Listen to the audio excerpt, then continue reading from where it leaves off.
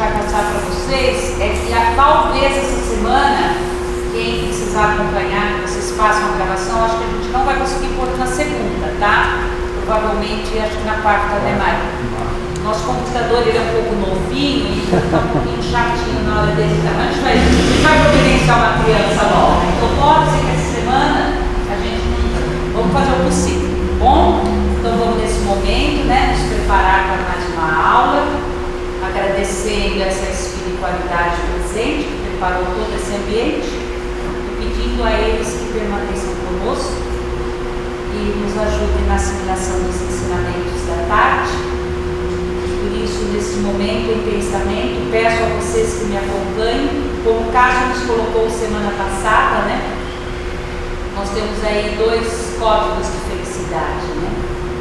Então vamos utilizá-lo para começar a nossa aula dizendo: Mestre, fazei de mim um instrumento de vossa paz. Aonde houver ódio, que eu levo o amor. Aonde houver ofensa, que eu levo o perdão. Aonde houver discórdia, que eu levo a união. Aonde houver dúvidas, que eu levo a fé. Aonde houver erro, que eu levo a verdade. Aonde houver desespero, que eu levo a esperança. Aonde houver tristeza, que eu levo a alegria. E aonde houver trevas, que eu levo a luz. Ó Mestre, fazei que eu procure mais consolar do que ser consolado, compreender do que ser compreendido, amar do que ser amado, pois é dando que se recebe, é perdoando que se é perdoado e é morrendo que se vive para a vida eterna. Uma boa aula a todos. Boa tarde a todos. Hoje nós estamos indo para a 5ª aula e o tema é ressentimento, ok? E de acordo com o nosso livro, ele é altamente pernicioso, altamente corrosivo e faz parte da nossa jornada já faz alguns séculos, para não falar milênios. Então chega um momento da nossa evolução que nós precisamos começar a olhar um pouco para dentro de nós, né? Esse processo chama desmaterialização ou espiritualização. Não importa, portanto que o nosso momento chegou para olhar tudo isso com outros olhos. Não é para negar, não é para projetar, não é para fazer nada. É olhar até que ponto isso existe em nós, todo o mal que isso já nos trouxe, e como fazer daqui para frente para começar a ressignificar tudo isso, olhar por um outro prisma. Então, ressentimento, o próprio nome já fala, né? Sentir de novo. Ressentir é sentir de novo, com as mesmas emoções. Coisas de 5, 10, 15, 20, 30, 40 anos atrás, você traz aquilo para o presente. Só que existem 2 situações aí. Primeiro, que o nosso espírito, essência, não trabalha no tempo cronológico. Para ele tudo é presente. E o nosso corpo, que é uma máquina, também não trabalha no tempo cronológico. Para ele também é presente. O que está acontecendo aí então? Não existe passado. Tudo está acontecendo novamente. Então, o ressentir ou sentir de novo é você trazer as mesmas coisas do passado, porque se eu estou ressentindo, é algo que já aconteceu, que está ainda dentro de mim, altamente corrosivo e que agora eu preciso olhar isso de uma outra forma. Não é esquecer, é olhar isso de um outro jeito. Todos nós trazemos ressentimentos? Bastante. Dessa existência e de outras existências. Okay? Então o ressentimento é algo que faz parte da natureza humana de um planeta de provas e expiações. Ele só existe num planeta de provas e expiações. Ele não existe num mundo de regeneração, num planeta de regeneração. Ok? Por quê? Porque o ofendido no planeta de regeneração, ele já começa a entender o porquê e as razões de todo o seu processo, de todas as suas experiências, de todos os seus aprendizados. Não que não doa, não é isso. Mas se ele tiver que lembrar alguma coisa, o fato de relembrar aí não é ressentir, não é sentir de novo, é relembrar, é trazer aquilo como experiência. É trazer aquilo como aprendizado. Olha, eu já fui por esse caminho e eu sei a consequência disso. Alguma pessoa já me fez dessa forma e eu já sei a consequência disso. Isso é você relembrar. Isso é válido. Então quer dizer que eu posso relembrar? Pode e deve. O que eu não posso é ressentir. Perceberam a diferença entre relembrar um fato e ressentir o fato? Relembrar é você trabalhar com a mente e tirar dali uma lição. Ressentir é você voltar à tona todo o impacto emocional daquele momento. Que não importa qual é o momento, ele se torna presente. Aí o que acontece com o nosso corpo? Há todo um processo de alteração fisiológica, hormonal, naquele momento ocorrendo. E o fato não existe. E às vezes nem a pessoa existe. Mas para você aquilo é real. Então aquela pessoa continua fazendo as mesmas coisas. Então é imaginário, é psicológico. Ok? Então, ressentir tem muito a ver com o quê? Então, por que eu prefiro ressentir? Porque o meu ego ainda é inflamado. Eu ainda tenho um problema sério de autoestima. Eu tenho um problema seríssimo de autoestima. Então, ressentir faz com que eu alimente o meu orgulho. Então, é o meu orgulho que me mantém ressentido com aquilo. Então, vamos entender o que significa. É um híbrido da raiva. Então nós temos aqui uma emoção de raiva natural e saudável e temos uma emoção de raiva altamente prejudicial. Então é uma emoção que se transforma num sentimento, que se transforma numa outra emoção, que se transforma num outro sentimento. Então o ressentimento é um híbrido da raiva. É aquela raiva que está dentro de nós há muito tempo, na qual você não tem a coragem de olhar de frente. De frente não. E por que eu não tenho a coragem de olhar de frente o ressentimento? Porque eu vou ver a minha participação ou coparticipação naquilo. Entenderam? Então a gente não olha algumas coisas de frente porque aquilo vai me obrigar a repensar, a reavaliar o fato e o ocorrido. Tudo bem? Então é um híbrido, é uma transformação. Então na constelação da raiva eu tenho o ressentimento. Ok? É um sentimento, o ressentimento é um envenenamento psicológico. Ele vai provocar o que em mim? Doenças psicossomáticas. Então é um envenenamento psicológico. Eu vou me envenenando. Eu vou me corroendo. Como Joana de Ângeles fala, a mágoa é um diluente da alma. Olha que conceito. A mágoa é um diluente da alma. É como se fosse um corrosivo. É algo que vai de alguma forma nos corroendo por dentro. Os nossos valores, os nossos princípios, a nossa saúde física, psicológica, mental, emocional, espiritual. Veja. Olha que interessante isso. Então, veja, nós nos reconhecemos como vítimas. O ressentido se vê vítima. Sempre que se coloca na posição de vítima, é o vitimismo. O que é o vitimismo? É um subproduto do orgulho também. No planeta de provas e expiações, existem injustiças, nós sabemos, ok? Mas não existem injustiçados. O que significa isso? Se nós estamos nesse turbilhão de acontecimentos, todos nós estamos, é porque existe uma razão.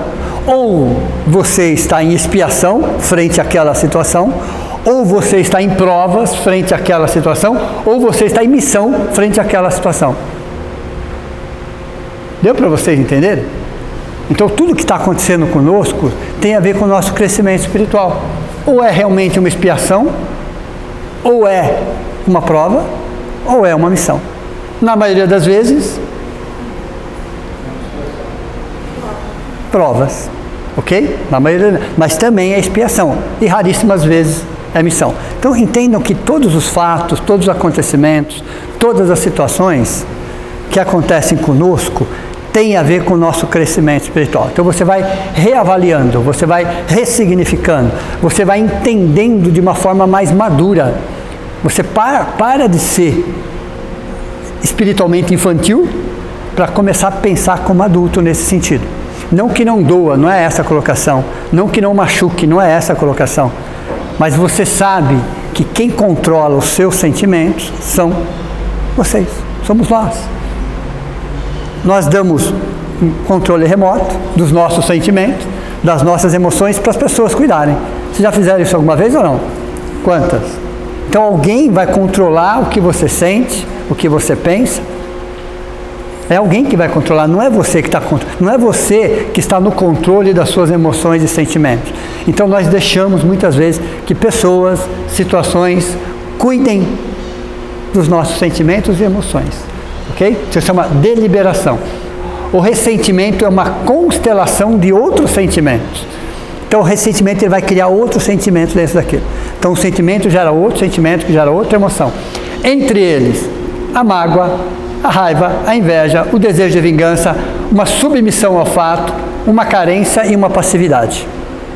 Então o ressentimento, ele gera padrões de sentimentos dentro de nós, e o pior deles é a mágoa, sem dúvida nenhuma, que vai fazer com que você simplesmente viva, só viva. Você não existe, você só vive. Porque o seu padrão de ressentimento é tão, eu diria assim, tão intenso dentro de você, que você passa a viver todos esses sentimentos. Existe um desejo de vingança no ressentimento? Às vezes não é direto, mas tem aquelas frases maravilhosas. Aqui se faz, aqui se paga. Não é assim? Deus é Pai, não é assim? Eu não vou me vingar, mas a vida fará. Veja, isso é um processo de vingança. Isso é um processo de vingança, ok? Então o ressentido, ele traz de forma camuflada esse processo de vingança. E por que será que nós somos tão suscetíveis ao ressentimento? Oi? É o orgulho. Então veja, a função do ressentimento que tem a ver com o ego, então da onde vem o ressentimento, tem a ver com o ego, ok? No desamor, às vezes no pseudo-amor. Então o ressentimento fica girando em torno daquilo ali. Então dentro da função do ressentimento é prazer em relembrar. Um certo prazer em relembrar. Prazer em acusar. Interessante. A função do ressentimento dentro da estrutura do movimento egóico. Preservar o narcisismo. O que é o narcisismo? O amor doentio por si só. O amor doentio. Não é autoestima isso. É quando você realmente se sente melhor do que as pessoas, superior às pessoas, onde você acha que você é diferente, que você é privilegiado, que você tem algo a mais. Então nós ficamos muito suscetíveis ao ressentimento quando o nosso narcisismo fala alto dentro de nós, ok? Então veja, isenção de responsabilidade. Então o ressentido, ele não se sente responsável por nada. Ele é simplesmente uma vítima. Vítima do que, exatamente? Nós somos vítimas dos nossos desejos mal conduzidos. Nós somos vítimas dos nossos desejos mal conduzidos. Ok? O processo de vingança e o interesse na manutenção do fato. Porque isso alimenta o nosso ego. Lembra aquelas camadas egóicas que nós já falamos? Então o ressentimento acaba te mantendo naquele padrão de vitimismo, na isenção de responsabilidade, no desejo de vingança, ok? E vai começando a gerar outros padrões de comportamento. Então o ressentimento te mantém preso a um fato ou a uma pessoa por décadas a fio, às vezes por existências a fio. Então quanto dura um ressentimento dentro de nós? É atemporal. Vai de alguns anos, de algumas décadas, a algumas existências. Mas é uma decisão. É uma decisão. Não podemos justificar isso. É uma decisão. Ok? Veja. É um sentimento que se caracteriza pela existência de mágoas, rancores e angústias, que se formam como consequência de uma ofensa. Da onde vem então o ressentimento? Qual é a causa principal? É uma ofensa. É uma ofensa não assimilada, não dirigida, não administrada. É algo que aconteceu, que doeu, que machucou, claro, evidente, ok? Mas que com o passar do tempo foi criando em nós padrões de comportamento, um estado de mágoa. Aquilo que ia durar uma semana, ou um mês, ou 3 meses, perdurou dentro de nós. A diferença entre dor e sofrimento. Quanto tempo, aproximadamente, dura uma dor dentro de nós? Uma dor. Quanto? Tempo suficiente do aprendizado. Mas uma dor, uma situação, uma dor intensa, quanto tempo dura? Ela tem um tempo cronológico, a dor. Ela tem um tempo cronológico. Uma dor intensa dentro de nós, ela dura no máximo 3 meses. Uma dor intensa. Passando disso, ela vira sofrimento. Quanto dura o sofrimento? Atemporal. Entenderam? Dor como impulso, dor como despertador, sofrimento como livre-arbítrio. Entenderam a diferença ou não? A dor muitas vezes independe da nossa vontade, as coisas acontecem.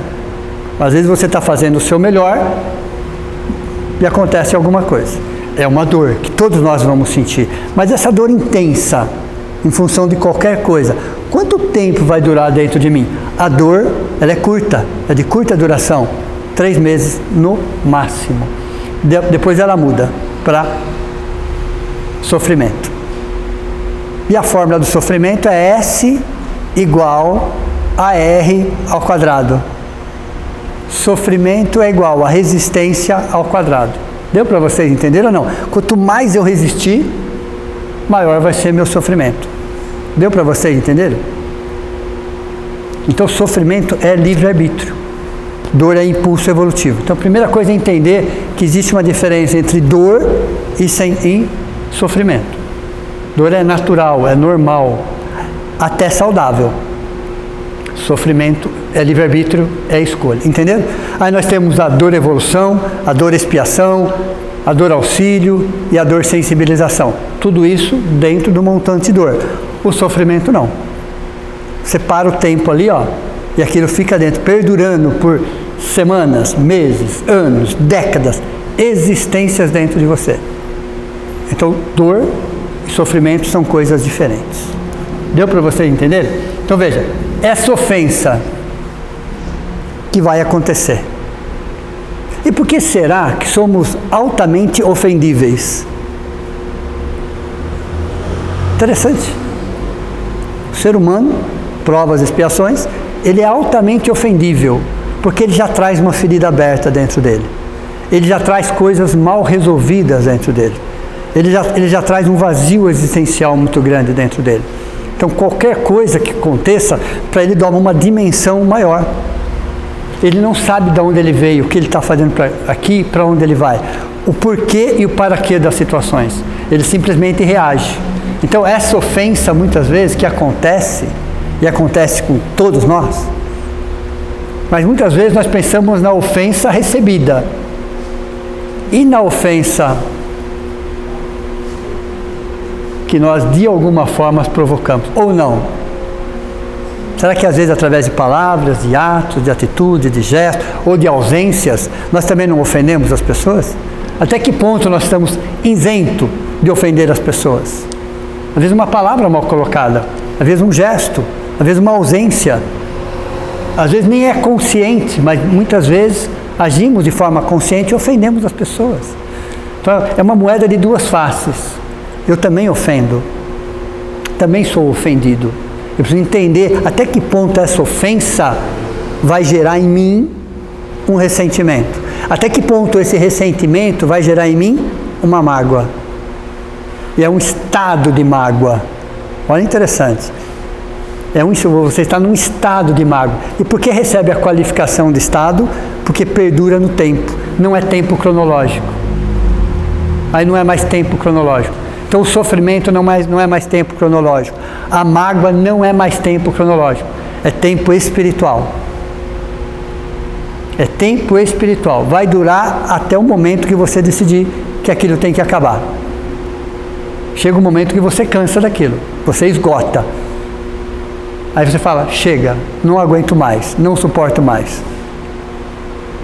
Aí ela acaba. Aí ela acaba. Aí existe o tempo de Deus, que é o terceiro tempo, vamos falar assim. Uma combinação de fatores para que aquilo se resolva. Aí é uma que independe da nossa vontade, mas é uma combinação de fatores para que aquilo se resolva. Mas o importante é o tempo espiritual. Vejam, o mal retorna para nós em 3 diferentes tempos, a curto, médio e longo prazo. Então, quando nós percebemos que aconteceu ali, que eu cometi um deslize, um equívoco, um mal, uma ofensa, eu tenho que resolver aquilo o mais rápido possível, para que aquilo não vá a médio prazo e me traga transtornos psicológicos, muito menos a longo prazo. Então, uma das funções da reencarnação é justamente equalizar isso. Então, a reencarnação é uma das melhores terapias de vidas passadas que existe. Credores e devedores novamente junto, na mesma estrutura familiar, às vezes da família consanguínea, da família que nós formamos, mas estamos todos juntos novamente. Para quê? Para que exatamente isso? E por que do esquecimento? Teríamos estrutura psicológica e emocional para entender para quem é a tal pessoa, o que eu fiz ou o que eu deixei de fazer. Mas convivendo com pessoas, nós percebemos que existem situações. Então a reencarnação, como fala Emmanuel, é a bênção do recomeço, onde você vai transformar ódio em amor, que é um processo, com a bênção do esquecimento. Entenderam? É um processo, e às vezes leva várias existências, tá? Você não consegue diluir milênios de ódio em uma existência. São várias existências, onde você vai diluindo. E é interessante, nós falamos dessa forma, mas um momento de amor, olha interessante, um momento está no singular, cobre uma multidão de pecados que está no plural. Uma mudança de atitude, uma renovação de valores, cobre uma multidão de pecados, entenderam? Então é uma mudança, mas uma mudança sincera, honesta, que leva tempo, e cada um no seu tempo, tudo bem? Então veja, é um excesso de memória passado, um subproduto do orgulho. Então é interessante, nós temos o egoísmo aqui, que produz o orgulho, e esse orgulho gera outras situações, onde vai gerenciar emoções e sentimentos. A culpa é um subproduto do orgulho. A mágoa é um subproduto do orgulho. O ressentimento é um subproduto do orgulho. Então esse orgulho distorcido, é um orgulho distorcido, que faz com que a gente se sente vulnerável, frágil, frente a muitas situações que acontecem conosco. Então pouca coisa nos ofende. Pouca. Só que o amor é inofendível. Quem se ofende é a paixão. Mas o amor é inofendível. O amor. A paixão não. A paixão se ofende com uma facilidade enorme. Entenderam? Então veja. Recebe a qualificação de estado. O estado de mágoa passa a gerenciar vários padrões de pensamentos. O que é gerenciar vários padrões de pensamento? Quando nós trazemos esse estado de mágoa, e todos nós trazemos, todos nós temos as nossas mágoas, elas distorcem os nossos espelhos internos, ok?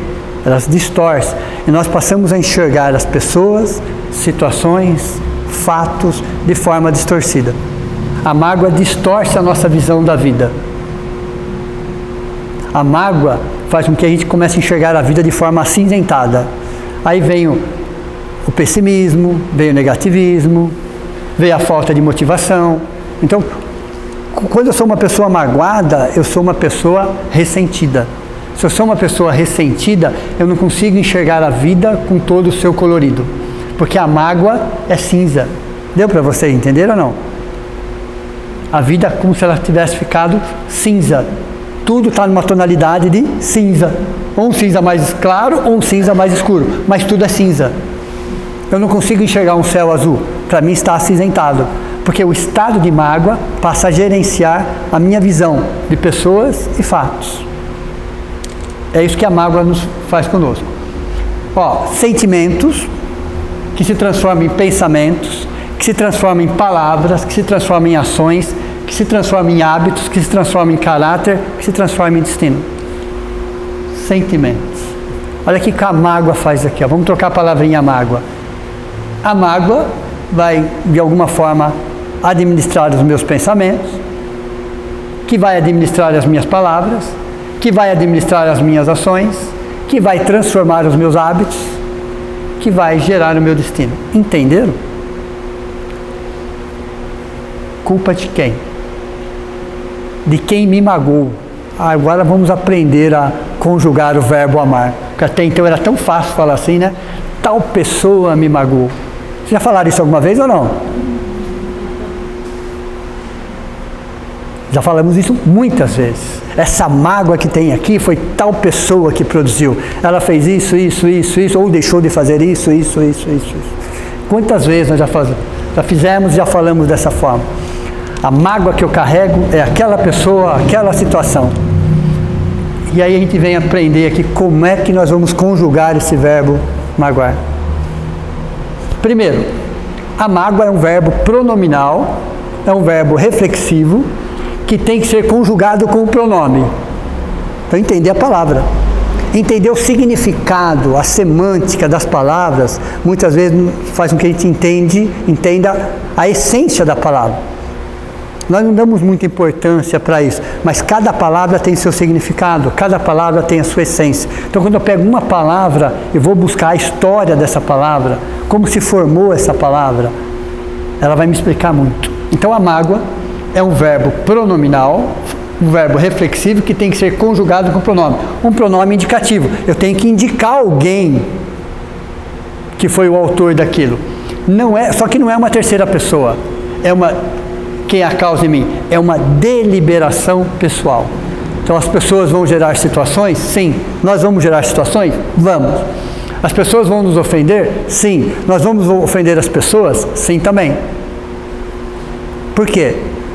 Porque o nosso ego é inflado, porque somos espíritos narcisistas, porque nós ainda não entendemos a nossa essência, nós ainda carregamos um vazio existencial, nós ainda temos sede de poder, como fala aqui no livro.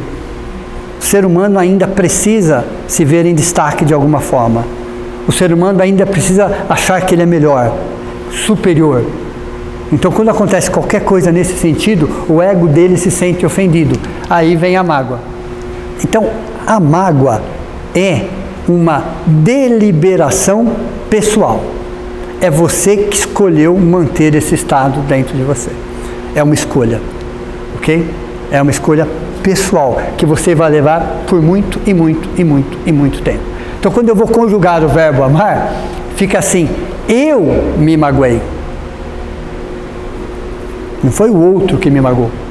O outro me gerou uma situação, uma ofensa. Assim como eu gerei uma situação, gerei uma ofensa. Mas a mágoa, quem provocou em mim, fui eu. De não querer enxergar aquilo de uma outra forma, de não querer rever conceitos. Qual é o significado da mágoa em mim? Pela reeducação emocional centrada no alto amor. Se eu olhar pelos olhos do egoísmo, a mágoa tem uma conotação. Se eu olhar pela reeducação emocional centrada no alto amor, a mágoa tem uma outra conotação. Porque ela é algo divino. A mágoa é algo divino para me fazer crescer como ser humano, para que eu possa renovar os meus valores, os meus princípios, as minhas metas, os meus objetivos, as minhas expectativas. Será que a minha expectativa não era tão alta em relação a mim, em relação às pessoas, ou à própria situação? Será que eu não idealizei aquilo milimetricamente? E aquilo não saiu milimetricamente como eu gostaria que saísse? Então a mágoa, ela tem um significado divino em nós. Qual é a mensagem divina? Renove os seus conceitos, ressignifique os seus valores, reveja os seus princípios. É isso que ela quer dizer, que ela está querendo dizer para nós. Repense o que você quer da vida, o que realmente te faz feliz. Então a mágoa, ela tem um princípio divino dentro de nós. Mas se eu não entender isso, eu vou estar trabalhando ela sempre com os olhos do egoísmo. Aí eu vou me sentir uma vítima. Sempre. Um vitimismo. Ok? Veja, eu me magoei, tu te magoas. Ele se magoa, nós nos magoamos, vós vos magoais, eles se magoam. Perceberam então? Que esse pronome aqui, que está no meio aqui, ó, ele define exatamente o que está acontecendo conosco. O fato aconteceu, sim. O momento já aconteceu, sim. Não é essa a questão. Mas será que aquele fato não tem a ver com o meu crescimento como ser humano? Antes da reencarnação? Será que não era um projeto para essa reencarnação passar por situações onde eu pudesse rever os meus conceitos? E eu vou me sentir magoado? Sim. Sim, mas vai chegar um momento que eu vou ter que olhar para essa mágoa. Eu vou ter que olhar para essa mágoa e entender por que ela está dentro de mim há tanto tempo. E o que ela está fazendo? E quais são os meus interesses em mantê-la por tanto tempo dentro de mim? Se aquilo já aconteceu há muito tempo. Se a situação não existe mais, às vezes nem a pessoa existe mais, ou mesmo a pessoa existe, mas já está com outro olhar. Qual é o meu interesse de manter aquilo por tanto tempo? Me corroendo, gerenciando padrões de comportamentos e sentimentos, me tornando uma pessoa doente, literalmente falando, psicologicamente doente, emocionalmente doente, fisicamente falando. Qual é o interesse de me manter doente? Vítima. Vítima de quê exatamente? Será que existe vítima? Será que no planeta Terra existe vítimas? Não, não somos. Não somos vítimas. Então esse vitimismo que nós carregamos vem de um processo narcísico que todos nós carregamos, onde nos julgamos melhores e as coisas não acontecem. Aliás, a vida tem esse poder de nos magoar todo dia um pouquinho. Vocês já repararam ou não? Todo dia uma situaçãozinha para que a gente reveja, para que a gente reflita, para que a gente perceba até onde eu posso ir, até onde eu não posso ir, onde estão as minhas expectativas. Então a vida tem esse mecanismo de fazer com que cada coisa se encaixe perfeitamente onde está. Onde está. Só que nós vamos contra. Toda vez que eu vou contra, eu sofro. Veja, se a minha essência é divina, se a matéria é divina, se todos os acontecimentos e todas as situações têm essa estrutura divina, de onde vem o sofrimento? Da minha resistência e não querer aceitar. Desse ego inflado, distorcido, dessa falta de amor próprio, desse excesso de egoísmo que faz com que eu crie situações onde eu vou passar a ser o meu maior obsessor. Manter a mágoa é como se a gente mantivéssemos um obsessor do nosso lado o tempo todo.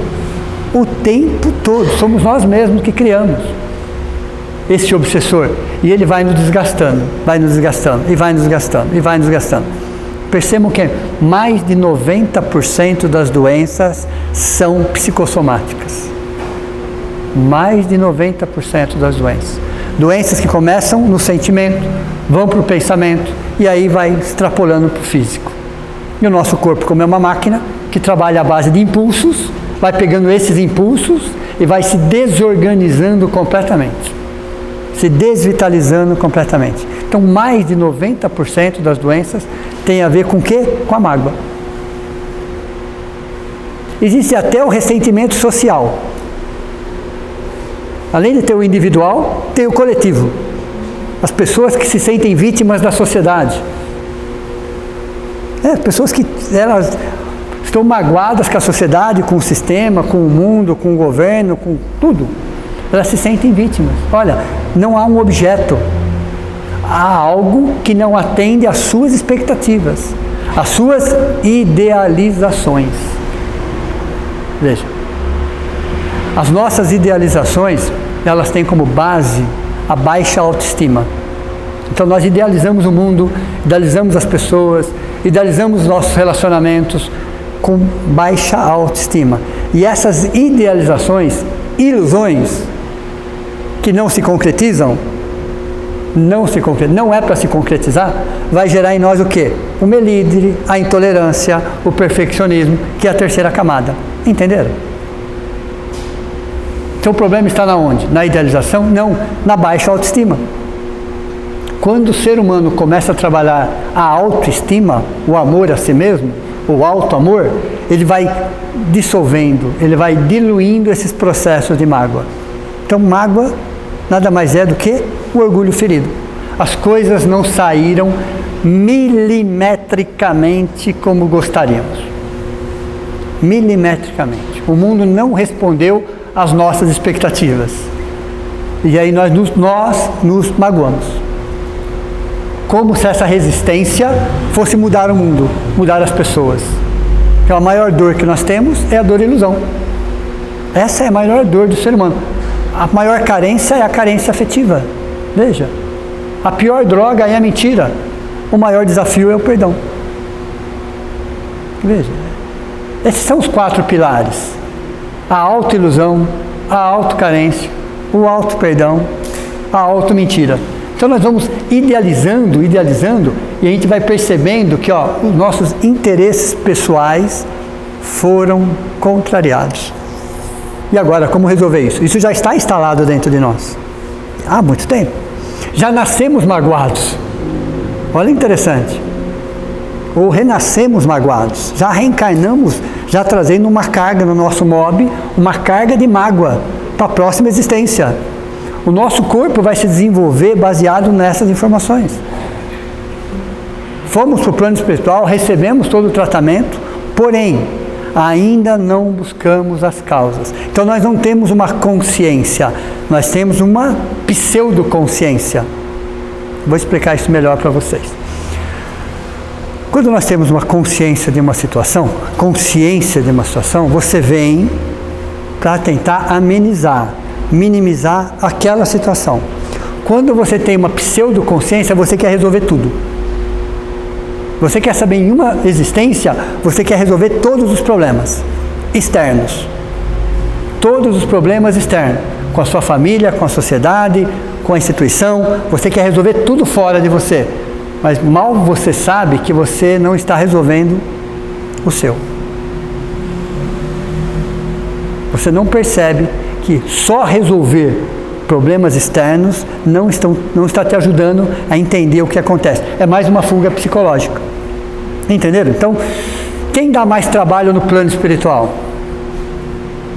Os religiosos. Por mais incrível que isso pareça, por mais paradoxo que isso pareça, quem dá mais trabalho no plano espiritual são os religiosos. E por quê? Porque eles trabalham para fora. Eles trabalham, a maioria, né? Trabalham para fora, fazem muito para fora. Fazem muito pouco para dentro. Deu para vocês entenderem? Então eles chegam com uma lista de serviço de 30, 40, 50, 60 anos, mais magoados. Aí chegam no plano espiritual e não encontram nada daquilo que eles imaginavam que ia encontrar por ter trabalhado 50, 60, 70 anos. Aí ficam magoados com Deus. Verdade, eu não estou brincando. No livro Libertação, 7º livro da série, André Luiz, tem lá a história de Gregório. Explica em detalhes o que acontece. Eles se revoltam, eles se magoam, achando que Deus, Jesus e a espiritualidade não deram para eles aquilo que eles achavam que era de acordo. Eles trabalhavam ou eles estavam barganhando? Estavam barganhando. E vão encontrar uma situação completamente oposta no plano espiritual. Completamente oposta daquilo que eles imaginavam por ter sido servos de Deus. Não filhos de Deus. Servos de Deus. Eles estavam barganhando. Estavam trabalhando para fora. Estão todos em manicômios ou em prisões. E só estão em manicômios, em prisões, porque fizeram muito para fora. Porque senão estavam em situações piores ainda. Só para vocês terem uma ideia. Quem dá mais trabalho no plano espiritual são exatamente os religiosos de todas as religiões, de todas as filosofias espiritualistas, porque não entenderam ainda o que está acontecendo. Ok? Então, quando a gente entende que nós adoecemos por causa dos relacionamentos, existe um problema crônico no mundo, que é uma questão de relacionamento. Mas vamos começar pelo autorrelacionamento. Porque tudo que acontece para fora, acontece para dentro primeiro. Como é que está o nosso autorrelacionamento? Será que nós estamos magoados conosco mesmo? Sim, estamos. Porque às vezes criamos expectativas em relação a nós que elas não se concretizam daquela forma, daquele jeito. E aí você, magoado, orgulho ferido, você acaba de alguma forma trabalhando contra o seu equilíbrio, contra o seu sentimento, contra você mesmo. Então, os relacionamentos, a maioria deles pelo menos, tem muito a ver com algo chamado autorrelacionamento. Como é que nós estamos nos relacionando conosco mesmo? Será que o nível de exigência está muito alto? De cobrança está muito alto? E por que esse nível de exigência? Por que esse nível de cobrança? Se o processo de reforma íntima é um processo a longo prazo, é a longo prazo, são várias existências. 5, 10, 15, 20 existências. E se nós só demos o start agora, por que essa cobrança? Aí transformamos reforma íntima em tortura íntima.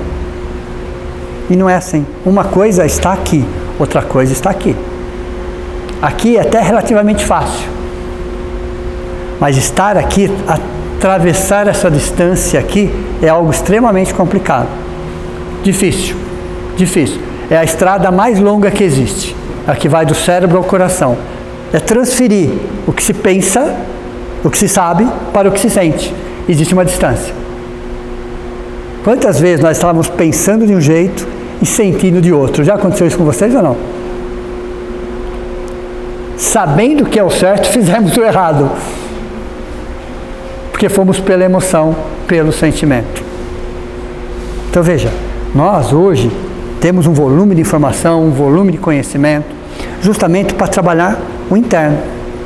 Quando Jesus disse, ele disse nessa sequência, porque naquela época não cabia outra sequência. Pensem que há 2000 anos atrás, um pouco mais, Jesus estava falando com bebezinhos espirituais, nós. Okay? Então quando você está conversando com bebezinhos espirituais, você tem que colocar as coisas de tal forma, de tal jeito, porque senão eles não entendem. Eles não entendem. Então ele precisava escolher as palavras, a estrutura, a ordem, a sequência. É como se nós fôssemos dar aula para uma escola de crianças de 3 anos. Você vai ter que adaptar tudo ao jeito deles, com as referências deles, com a forma deles. Não é assim que funciona? Jesus fez a mesma coisa conosco. O que tem lá? Bebezinhos espirituais. Como é que eu tenho que falar com eles? Assim. Nós não entendemos até hoje. Okay? Então ele colocou a seguinte frase: amar a Deus sobre todas as coisas e ao próximo como a si mesmo. Certo? 2000 anos atrás, essa frase estava corretíssima. Se fosse hoje, se você não inverter o sentido dessa frase, não faz sentido. Hoje, estou falando hoje. Ok? Por quê? Amar a Deus sobre todas as coisas, então nós matamos em nome de Deus. Ou não matamos? Estava escrito. Amar a Deus sobre todas as coisas. Estava escrito. E eu segui ao pé da letra. Quantas mortes aconteceram em nome de Deus seguindo essa frase? Mas era para matar? Não, nós interpretamos, era um bebezinho espiritual interpretando uma frase. Amar a Deus sobre todas as coisas e ao próximo como a si mesmo. Então eu tinha que amar mais o próximo do que a mim mesmo. Hoje, com a psicologia, com a psicoterapia, com a psiquiatria, com a neurociência, nós temos que inverter isso. Eu tenho que inverter a sequência dessa frase. Eu tenho que amar a mim mesmo. Eu tenho que amar a mim mesmo em primeiro lugar. É auto-amor isso. Autoconsideração, auto-respeito, autoestima. Se eu conseguir fazer isso comigo, eu vou conseguir fazer isso com o meu próximo. Eu fazendo com o meu próximo, eu chego a Deus. Aliás, não sei se isso é um problema ou se é uma solução. Entre nós e Deus sempre vai existir o próximo. Interessante. Entre nós e Deus sempre vai existir um intermediário, que é o próximo. Não dá para ter uma conexão direta com Deus. Nunca vai dar. Se alguém estava imaginando uma conexão direta com Deus, esqueçam. Sempre vai existir o próximo. E por que sempre vai existir o próximo? Procurei o Senhor meu Deus e não o encontrei. Procurei a minha alma e não a encontrei. Procurei o próximo e achei os 3. Entenderam? Veja, não queira achar Deus, você não vai encontrar em lugar nenhum. Não queira encontrar a sua essência, a alma nesse caso é a essência, que você não vai encontrar em lugar nenhum, porque ela é uma partícula divina. Ela é imaterial, vamos falar assim. Então, aí eu procurei o meu irmão. Achei os 3. Então, somente procurando o meu irmão que eu vou sentir Deus, que que eu vou sentir a minha essência. E por quê? Porque quando eu procurar o meu irmão, isso chama-se caridade, ok? A caridade é o amor em ação. Só quando eu colocar o amor em ação é que eu vou sentir a minha essência. Só quando eu sentir a minha essência é que eu vou sentir a Deus. Então a frase de Jesus para o século XXI: ame a si mesmo. Autorrespeito, autoconsideração, autoestima. Aceite você exatamente e milimetricamente como você é. Agora, hoje, nesse momento. O que foi, já foi. O que vai chegar, ainda vai chegar. Hoje, o agora. Ame o agora. Ame a realidade. Não ame a expectativa. Então, amar a si próprio. Aí sim, eu começo a enxergar o outro como a mim mesmo. Com um ser tão carente, tanto quanto eu. Que também está procurando Deus tanto quanto eu. Então os 8,5 bilhões de habitantes no planeta Terra são gente como a gente. São gente como a gente. Estamos mais ou menos no mesmo nível evolutivo. Todos no planeta de provas e expiações. Todos. Todos buscando. E todos vão encontrar. É uma questão de tempo. Quais são os caminhos? Pouco importa os caminhos. Todos são caminhos. Então quando eu amo a mim mesmo, eu consigo enxergar o próximo. Quando eu enxergo o próximo, eu enxergo Deus. Mas dava para Jesus falar isso há 2000 anos atrás? Jamais. Que conhecimento de psicologia, de psicoterapia, de psiquiatria, de neurociência tinha 2000 anos atrás? Zero. Então não dava para colocar com essa estrutura. Então quando o ser humano se reencontra e o aceita como ele é, nesse momento, é muito mais fácil ele se relacionar. Então o problema não está no relacionamento com o outro, está no relacionamento a si mesmo. Hoje nós temos, aproximadamente 12 inteligências dentro de nós. 12.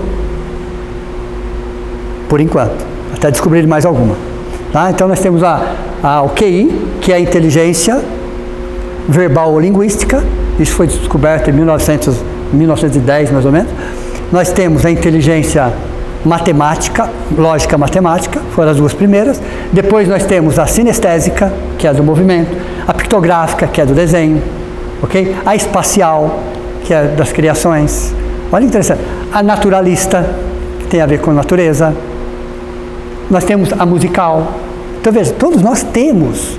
Aí você tem dentro das inteligências emocionais, que é chamado de QE, duas muito interessantes, que é a inteligência interpessoal e a intrapessoal. O que é a intrapessoal? Como você se relaciona com você mesmo. Como você se relaciona com você mesmo. Que é a intrapessoal. Aí dá para explicar como você se relaciona com as pessoas, que é a interpessoal. Intra e inter. Veja, então a ciência hoje fala da necessidade do relacionamento, da inteligência intrapessoal. Depois nós temos a inteligência espiritual, a inteligência moral, inteligência social. Nós temos 12 inteligências que a ciência já descobriu. E hoje nós estamos falando aqui da intrapessoal.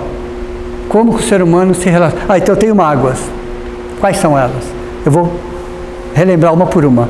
E vou começar a olhar cada situação, cada momento, cada pessoa com outros olhos. Qual era a lição? Qual era o meu nível de expectativa? Qual era o meu nível de exigência? Aí eu começo a perceber que eu tive a coparticipação naquilo. Direta ou indiretamente? Direta ou indiretamente? Eu tive uma participação na ofensa. Como é difícil pensar que nós tivemos uma participação na ofensa. Mas boa parte delas, não todas, claro, boa parte delas, nós tivemos sim uma coparticipação. Só que nós não queremos admitir. Nós não queremos admitir. Porque é confortável se sentir vítima. É confortável se sentir ressentido. É confortável se sentir magoado. E as mídias e as pessoas alimentam isso dentro de nós. Porque então é confortável. É zona de conforto? Eu acredito que seja uma zona de desconforto. Mas é uma escolha. É simplesmente uma escolha. Entenderam? Então quando Jesus monta aquela estrutura, hoje eu tenho que inverter. Qual é o problema hoje? A autoestima. E por que será que a minha autoestima está tão abalada? Porque eu não me amo, porque eu não me respeito, porque a cobrança em cima de mim é altíssima, Porque eu quero atingir números que não existem, padrões que não têm nada a ver comigo. Olha, atender necessidades fictícias, tendências fictícias que não tem nada a ver comigo. Mas se eu não fizer dessa forma, eu não vou me sentir integrado. Mas se eu fizer dessa forma, aí é que eu não vou me sentir integrado mesmo, porque eu estou fugindo de mim mesmo. Então nós temos um processo de mágoa dentro de nós, de querer atender expectativas, padrões que vai nos consumindo. Aí o nosso auto-relacionamento se deteriora e aí os outros relacionamentos é o quê? É uma consequência disso. Deu para vocês entenderem?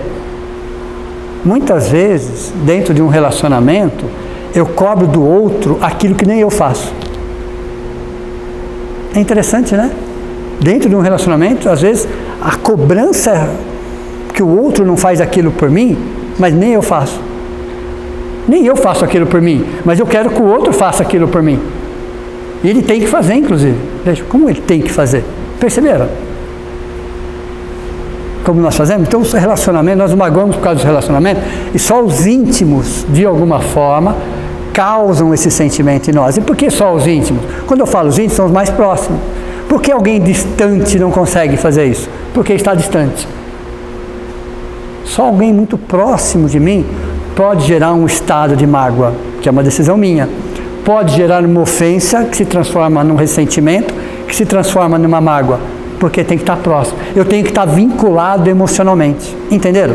Às vezes é um filho, é um pai, é um marido, é o esposo, é a namorada, não importa. Mas é alguém que está muito próximo de mim.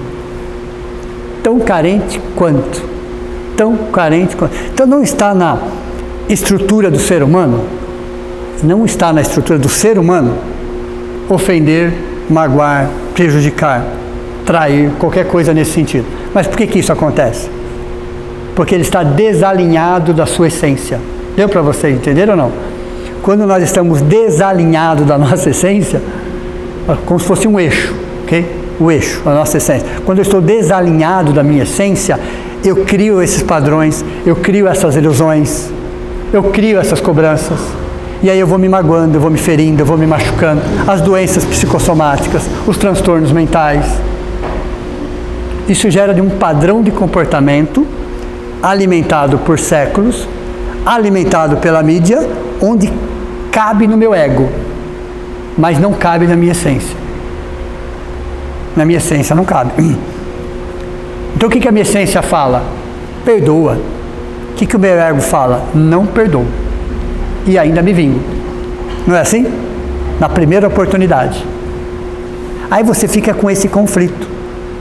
Só que o problema da essência é que ela não tem pressa.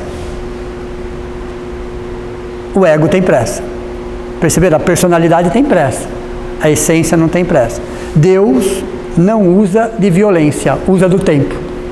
E o pior, ele não tem pressa também.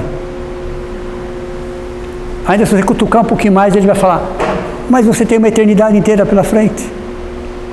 Mas o problema não é uma eternidade. O problema é o momento presente. Porque a eternidade é uma dimensão que para nós foge. Mas é o momento presente. Então o ser humano quer ser feliz? Reencarnamos para ser feliz. Nós reencarnamos com essa proposta. A proposta dessa existência é reencarnar para sermos felizes. Mas para sermos felizes precisamos administrar as nossas mágoas. Ou começar num processo de gerenciamento das nossas emoções. O que são as doenças psicossomáticas? A gritante incapacidade de gerenciar as próprias emoções. Doenças psicossomáticas é a gritante incapacidade de gerenciar as próprias emoções. Aí vem a mágoa. Então o problema, será que é a mágoa que vem de fora ou a pior mágoa é o que está de dentro? Está dentro. Entenderam? Quem nos faz mal é responsável pelo que faz. Isso é fato. Isso é uma lei de causa e efeito, okay? Livre-arbítrio, determinismo e destino. Lembram disso? Né? Então temos aqui livre-arbítrio, determinismo e destino. Fechou. Ok? Então quem nos faz mal é responsável por aquilo que faz. Fato. Isso é uma lei maior. Isso, você pode até ter perdoado, aquilo nem foi com tanta intensidade, você deixou para lá, mas o mal continua existindo.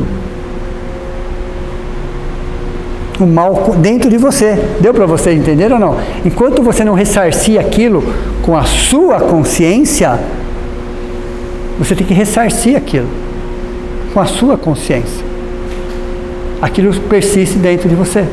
O fato não existe mais, a pessoa nem lembra de você, mas aquilo continua dentro de você. Então, quem nos faz mal é responsável pelo que faz, mas nós somos responsáveis pelo que sentimos. Não estou dizendo do momento que aconteceu, naquele dia ou naquela semana. Não estou dizendo daquele mês. Porque está doendo, está sangrando. Estou pensando 3 meses depois. Quando a dor passar. Quando essa dor passar, ela se transformará numa mágoa? Veja. Então, reeducação emocional centrada no amor, olhando para a mágoa, que é o nosso pior problema. O pior problema do ser humano do século XXI é a mágoa. Má água. Entenderam aqui ou não? Má água, água podre, que fica parada, que fica estagnada dentro de nós. O que acontece com essa água que fica parada dentro de nós? Ela cria todo tipo de situações. Não é isso? Proliferam ali todo tipo de vírus. Então a mágoa é um vírus? É. De certa forma, sim. É um vírus psicológico. Mas que pode gerar problemas no nosso sistema imunológico. Sim ou não? Todo o nosso sistema imunológico vai ficando comprometido, vai ficando de alguma forma fragilizado, porque o seu emocional, nós temos mais de 60 trilhões de células no corpo humano adulto, aproximadamente. Pensem que cada célula é como se fosse um motorzinho elétrico. Tudo bem? É só uma analogia aqui. Temos 60 trilhões de células do corpo humano. Cada célula é um motorzinho elétrico. Então, esse motorzinho elétrico, para girar, vamos falar assim, ele precisa ser alimentado por uma energia, ok? Para ele girar. Quando nós estamos felizes, serenos, equilibrados, quando nós estamos gerenciando as nossas emoções, dentro dos nossos altos e baixos naturais, ele trabalha numa rotação que mantém a saúde, ok? Ele gira numa velocidade que mantém a saúde. Quando eu decido pela mágoa, eu diminuo essa velocidade, essa rotação. Então, cada célula começa a trabalhar de uma forma mais lenta, mais devagar, onde aparecem as doenças. Deu para vocês entenderem ou não? Como funciona isso? Então, o nosso sistema imunológico funciona dessa forma. Então, quando dentro dos meus altos e baixos, eu estou administrando as minhas emoções, e a dor não faz nada com o sistema imunológico, que a dor é um processo natural, o que desvitaliza, o que desagrega meu sistema emocional não é a dor, é o sofrimento. Então, quando a morte de um ente querido, ou uma separação, aquela dor que nós sentimos, fiquem tranquilos, isso faz parte. Isso faz parte. O problema é o sofrimento que nós escolhemos. Aí começa cada célula começa a girar de uma forma mais lenta. E aí as doenças vão aparecendo. O nosso corpo inteiro vai ressentindo. Nós vamos ficando desvitalizados. Agora vamos lembrar de um fato. Esse é o nosso corpo físico. E o nosso corpo espiritual? Que é igualzinho esse. Porém, com uma densidade 1000 vezes menor. Qual é o impacto da mágoa no corpo espiritual? Se no corpo físico demora para aparecer devido à sua densidade, são pessoas magoadas, têm um olhar mais duro, mais triste. Pessoas magoadas, se percebe até a postura da pessoa, a forma que ela cruza o braço, a forma que ela anda, porque a mágoa vai gerenciando todas essas células e a pessoa parece que está carregando um peso desnecessário. O olhar dela é pesado. Todos nós conhecemos pessoas que estão nesse processo. A gente olha como um todo, a gente percebe o quanto que o físico está sobrecarregado. Agora vamos imaginar o corpo espiritual, como é que ele está? Se ele é aproximadamente 1000 vezes mais leve. E cada célula do corpo físico está ligada a uma célula do corpo espiritual. Trabalham assim. Veja, o estado de mágoa está fazendo com que o nosso corpo espiritual se desestabilize completamente, causando deformações perispirituais, devido à sua leveza ou à sua baixa densidade. Entenderam? Então não faz só mal para o corpo físico, faz mal para o corpo espiritual também, que vai se deformando. Ele vai se deformando, porque ele é plástico, porque ele é sensível, porque ele é flexível. Então o nosso corpo espiritual, ele se molda com muita facilidade à força do pensamento. Aquele pensamento insistente, aquela coisa que vem vindo. Então o nosso corpo espiritual, ele vai se deformando, desagregando. Aí as células do corpo espiritual começam a trazer um problema para as células do corpo físico. Elas não estão mais alinhadas. Aí acontece tudo o que nós imaginamos. Então o corpo espiritual de uma pessoa magoada, dá para vocês imaginarem o quanto está deformado, o quanto está desagregado, o quanto precisa de ajuda. Então é um processo de desvitalização. Eu não vou falar que nem no processo obsessivo, que não precisa. Nós já damos conta sozinho, ok? Sozinho já faz todo esse estrago. Então quando nós decidimos pela mágoa, e não querendo entender a mágoa, é o ego administra. Quando eu quero entender a mágoa, é o alto amor que administra. Entenderam a diferença ou não? A mágoa está lá, o fato é o mesmo, a situação não mudou. Mas o meu olhar para ela agora é de outra forma, de um outro jeito. Você abraça, você acolhe, você recolhe, você entende. Você pode até não entender as razões, mas você entende que no fundo, aquilo também era para o seu bem, para o seu espírito em evolução. Veja, nós somos biologicamente frágeis e espiritualmente imperfeitos.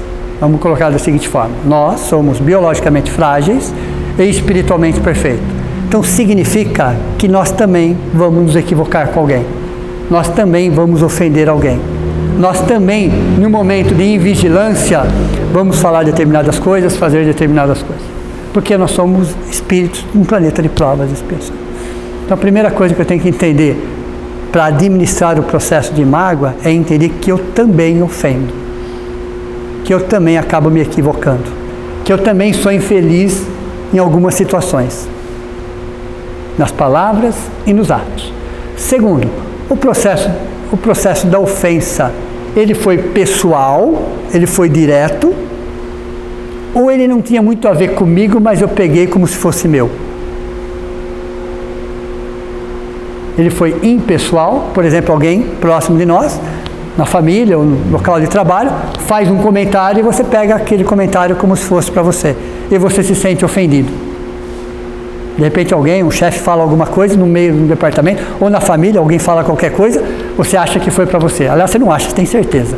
Pega aquilo para você e aquilo fica um processo de ofensa. Será que aquela ofensa foi para você mesmo? Será que ela foi direcionada ou você pegou? E por que nós pegamos? Porque somos pessoas melindradas, que é a raiva automática. A mágoa é a raiva congelada, o melindre é a raiva automática. Como somos pessoas melindradas, qualquer coisa nos ofende. Esse é o segundo. Terceiro, qual é a minha responsabilidade? Qual é a minha participação ou coparticipação na ofensa? Vou dar um exemplo mais prático. Às vezes, nós não percebemos, e às vezes nós vamos com algumas brincadeiras, né? Nós vamos ofendendo as pessoas. Elas não gostam daquele tipo de brincadeira, daquele tipo de comentário. Elas não gostam, sabe? Alguns pejorativos aí que não agregam, não acrescentam, né? Aumentando uma situação da pessoa, um jeito, uma forma, e aquilo vai querendo ou não, vai ofendendo a pessoa. De repente ela explode. Ela explode e fala tudo que ela estava engasgado. Será que eu não tive participação naquilo? Será que eu não fui corresponsável por aquilo? Será que as minhas atitudes em relação àquela pessoa, as minhas palavras, não estavam alimentando uma ofensa dentro dela? Será que não chegou um momento que ela explodiu? É outra coisa que nós temos que pensar também. Quarto, será que no momento da ofensa, aquela pessoa não é um espírito sobre esse aspecto inferiorizado sobre aquele aspecto, não é uma pessoa ainda que está aprendendo aquela lição? Não, porque ela não tem ainda a noção exata da consequência daquilo? Será que não é um espírito mais embrutecido para ter feito o que ele fez? Às vezes sobre outros aspectos não, mas sobre aquele aspecto específico, será que para ele ainda aquilo está resolvido ou não? Outro, será que não foi um momento de fragilidade, de doença daquela pessoa, de desequilíbrio? Quantas vezes nós, doentes, com dor de cabeça ou qualquer coisa nesse sentido, acontece uma pequena coisa e nós explodimos? Já aconteceu isso com vocês ou não? Você não está bem de saúde, então qualquer pequena coisa que acontece, você explode. Será que no momento daquela ofensa, aquela pessoa, naquele instante, não estava no momento crítico? É hora de pensar nisso também. Ou será que tudo isso não tem a ver com o nosso crescimento espiritual, que fazia parte do nosso plano reencarnatório? Passar por situações que nos obrigariam, depois de um tempo, cansados de sofrer, nos obrigariam a olhar aquilo de uma outra forma. Será que não fazia parte do nosso plano reencarnatório? Garanto para vocês que sim. Pode ser todos esses motivos, mas principalmente esse. Será que aquela pessoa não está sendo um instrumento para a minha evolução nesse sentido? Veja. Então eu estou olhando a mágoa, a situação, o momento, a pessoa, por diversos ângulos diferentes. Isso, quem está olhando para isso não é o egoísmo. Quem está olhando para isso é o alto amor. Ele que olha para cada situação e começa a tentar enxergar coisas ali que o egoísmo não deixa, mas que o alto amor quer enxergar, até para a gente poder gerenciar isso. Pensem vocês que todos os espíritos que nós consideramos superiores, todos os espíritos que nós temos como referência, todos eles passaram por esse processo. Todos, menos Jesus, né?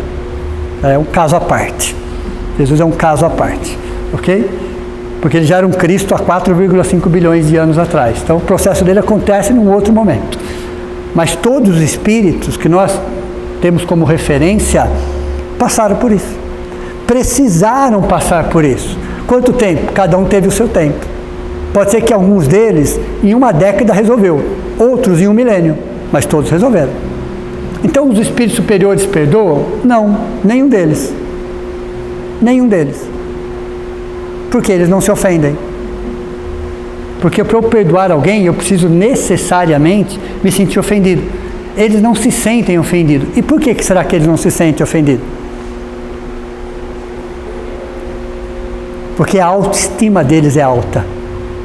O egoísmo é quase zero. Deu para vocês entenderem? Então, quando acontece qualquer coisa com eles, vai ter a dor? Vai. Vocês podem ter certeza que vai, ok? Mas com o tempo eles vão administrando aquilo, eles vão gerenciando aquilo. Então aquilo não se transforma numa mágoa, numa lembrança triste, numa tristeza, nada além disso. Mas o processo de perdão é quase que automático. No caso deles, o nosso não, ainda não. O nosso leva anos, décadas, existências, não tem problema. Não tem problema nenhum nesse sentido. Então os espíritos superiores, eles não perdoam porque eles não se sentem ofendidos. E quanto mais superior, aí que nem chega esse assunto para eles. Nem chega. Isso é tema de planeta de provas e expiações. Principalmente em fase de transição. Por que principalmente em fase de transição? Porque há 1000 anos atrás não adiantaria entrar com esse assunto. Nem se cogitaria esse assunto. O processo de vingança era tão natural, tão normal, tão comum, tão cultural, tão social, que há 1000 anos atrás estava tudo certo. Hoje já não. E por que será que hoje esse assunto nos incomoda tanto e há 1000 anos atrás não nos incomodava nada? Simples. À medida que nós vamos reencarnando, o nosso corpo físico, ele vai se sutilizando, ele vai ficando menos denso. Deu para vocês entenderem? Menos denso. À medida que ele vai ficando menos denso, os impactos emocionais sobre ele, é de alguma forma assimilado e ressentido. É como se ele não suportava mais. Então, há 1000 anos atrás, o nosso corpo físico, ele era muito mais denso sobre todos os aspectos. Era muito mais denso sobre... Nosso corpo espiritual era muito mais denso. Consequentemente, o nosso corpo físico era também muito mais denso. Passaram-se 1000 anos, reencarnamos, houve um processo de sutilização, foi ficando menos denso. Então, hoje, um problema emocional causa o quê? Um transtorno mental. Traz um problema gástrico, por exemplo. Traz um outro problema, quer dizer, de respiração. Então, você percebe que um transtorno mental hoje gera um monte de consequências físicas, porque o nosso corpo físico não suporta mais altos índices de violência, de agressão. São toxinas, são venenos. Então, o nosso corpo físico é frágil, comparado com há 1000 anos atrás. Ele é extremamente frágil, ele não suporta mais. Então, as doenças psicossomáticas, há 1000 anos atrás, quase não existiam. Quase não existiam. Hoje elas existem. E por que hoje elas existem? Porque o nosso corpo físico não suporta mais a mesma carga emocional de 1000 anos atrás. Você vai trazer a mesma carga emocional, o mesmo desejo de vingança, o mesmo ódio, ele vai destruir você primeiro. A vingança destrói primeiro o vingador. A vingança destrói primeiro o vingador. Porque vai corroendo. E o corpo físico não suporta mais. Não se ajusta mais. Antigamente falava assim, morreu de tristeza. Veja, de onde era isso? De onde era essa tristeza? Hoje nós sabemos que não é exatamente de tristeza. Aí você vai estudar um pouco da história, um pouco do histórico, das emoções, vai ver mágoas, ressentimentos, ódios, desejo de vingança. Você vai ver que estava tudo ali embutido. Então o nosso corpo físico dá sinais evidentes, claro, que ele não suporta mais altos índices de toxinas, de cargas emocionais desencontradas. Ele está sensível, ele precisa de cuidados. Então o corpo fala. Então, os transtornos mentais são ruins? Não. É tratamento, é um processo evolutivo. Precisaria ser exatamente assim? Não, também. Vamos fazer uma conta rápida. De Jesus para cá, ok? Se nós tivéssemos ficado do ano 0, Jesus, até o ano 1000, somente estudando as lições, somente na teoria, ok? Os ensinamentos de Jesus. Aí pegássemos do ano 1000 até o ano 2000, tentando colocar na prática, como tínhamos virado esse milênio? Perceberam onde eu quero chegar? 2000 anos de Evangelho. Se no primeiro milênio estivéssemos só na teoria, prática 0, mas a partir do segundo milênio, porque fomos nós que reencarnamos, tá? Nesse período. Mas a partir do ano 1000 até o ano 2000, tentássemos colocar na prática algumas lições, como que viraríamos esse milênio? É uma pergunta. Entenderam? Mas o problema está fora? Não, é nós. O problema está interno em nós. Então, muitos dos nossos problemas que nós temos é que nós não decidimos não colocar em prática algumas lições que nós já sabemos há 2000 anos. O perdão é uma delas. O auto-perdão é uma delas. É difícil? Sim, porque nunca fizemos. É impossível? Não, claro que não, é evidente que não. Mas chegaria um momento, que nós, cansados de sofrer, essa é bem a palavra, tá?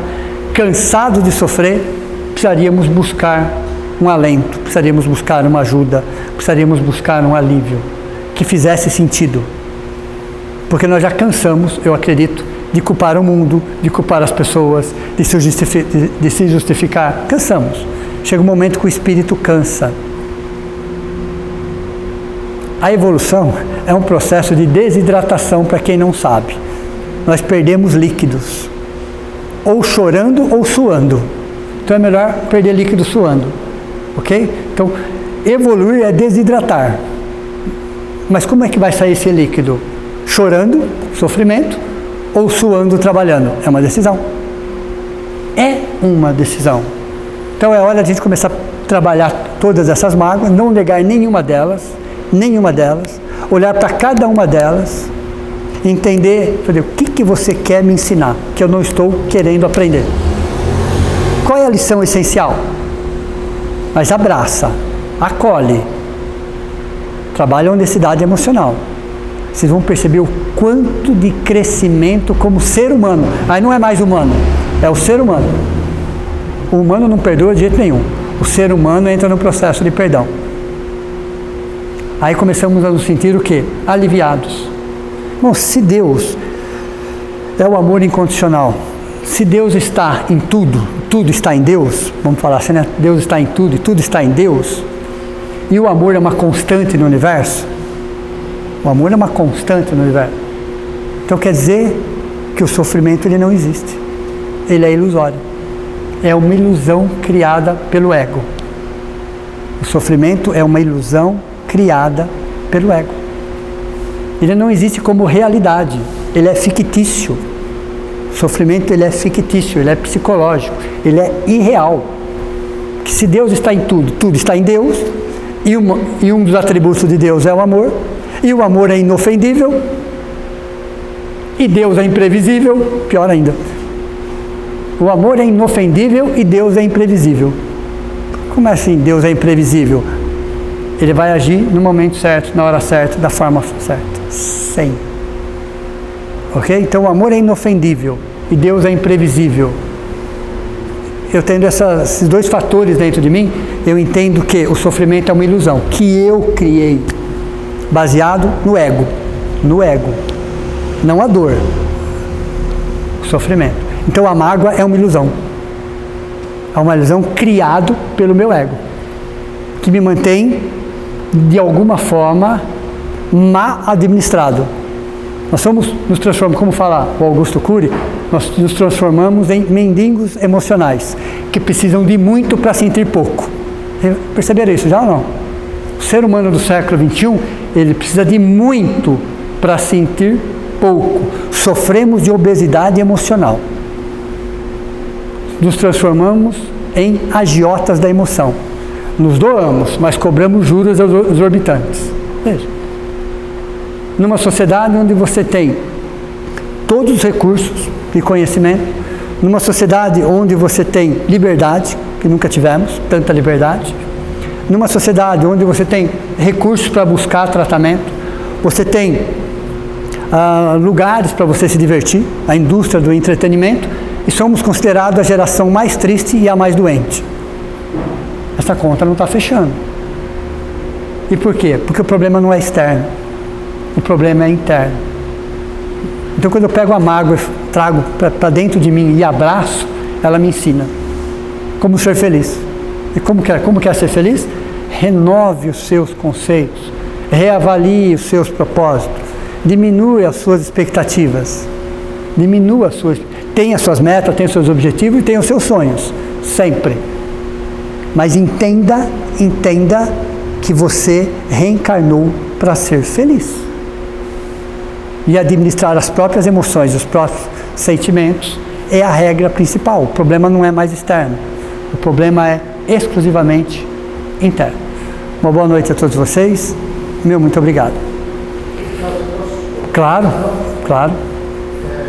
Quando você falar sobre o ressentimento social, e eu gostaria de ver a sua explicação de uma questão muito em voga que eu estarei vendo como nunca, né?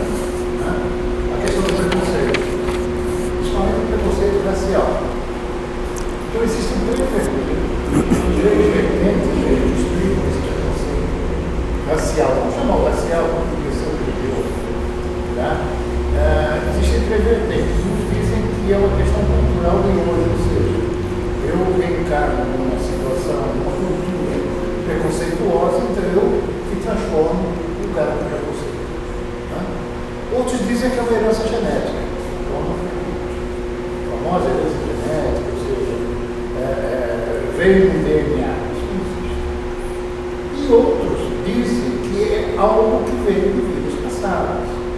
Se é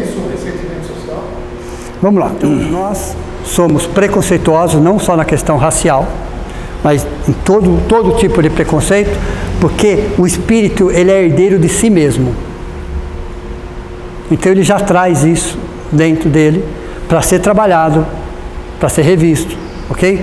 Então o espírito do planeta de provas e expiações, ele já traz dele próprio, ok? Todo esse preconceito, toda essa inaceitação. O meio influencia, mas não determina. O pai e a mãe, familiar aí no caso, influenciam, sim, mas não determinam. O obsessor influencia, sim, mas não determina. Os espíritos geneticistas vão trabalhar, mas não vai determinar. Então a maior força de um espírito reencarnante que traz na sua bagagem espiritual, preconceito, tudo mais envolvendo a isso, é a sua própria herança, da inaceitação do diferente, da inaceitação de si mesmo, da inaceitação de tudo que acontece. O espírito ainda orgulhoso, ainda egocêntrico, ainda com uma baixa estima muito intensa dentro dele.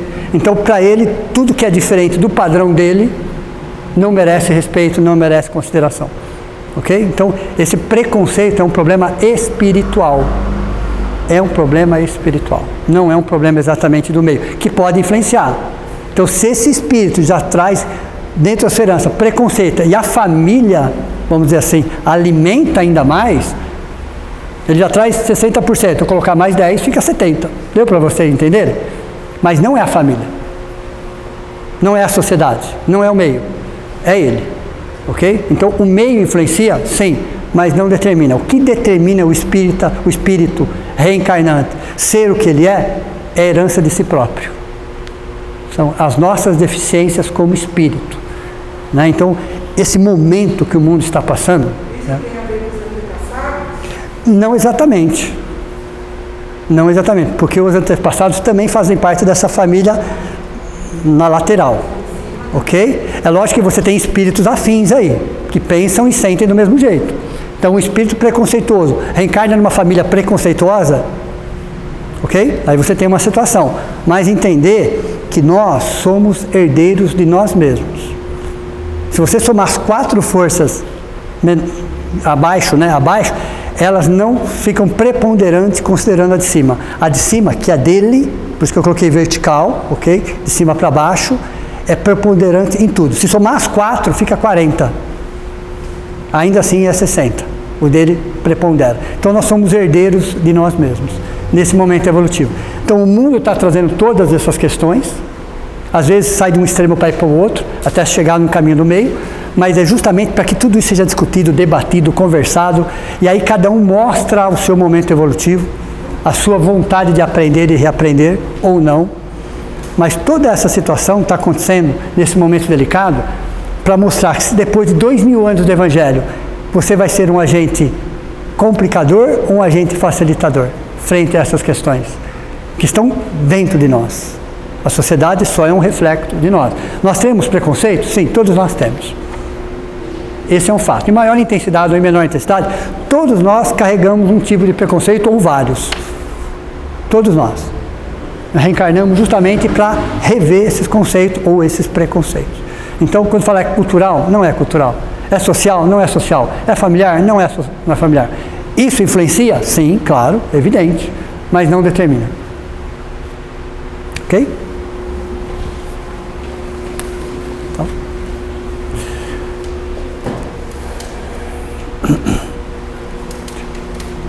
Chegamos ao final de mais uma aula. A gente só tem que agradecer a espiritualidade. Valeu a pena estar aqui. Então a gente agradece a espiritualidade. A gente agradece muito ao trabalho do Cássio de preparar tudo isso para nós e nos ajudar, né, a desidratar através do trabalho, né? Não perder dessa forma, né? E por isso que a gente pede nesse momento para retornarmos aos nossos lares, para termos mais uma semana, que a gente possa então levar essa luz da espiritualidade para que fortaleça cada vez mais a nossa disposição de fazer a nossa evolução através do trabalho. Por isso, em pensamento, peço a vocês que me acompanhem nesse momento o agradecimento por mais essa oportunidade de dizer: Pai nosso que estais nos céus, santificado seja o teu nome, Pai. Venha a nós o vosso reino. Seja feita a tua vontade, assim na terra como nos céus.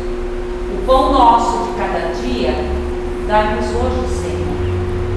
Perdoa, Pai, as nossas dívidas, assim como nós perdoamos aos nossos devedores. E não nos deixe, Pai, cair em tentações e livre-nos de todo o mal, que assim seja. Uma boa noite e uma boa semana para vocês. Semana que vem o assunto será culpa. Nossa! Culpa. Que não é amiguinha da